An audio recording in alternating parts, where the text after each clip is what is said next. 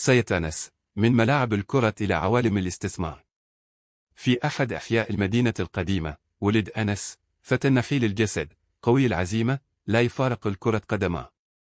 كان يعشق الركض خلفه كما لو كانت حلما يطارد منذ الطفولة.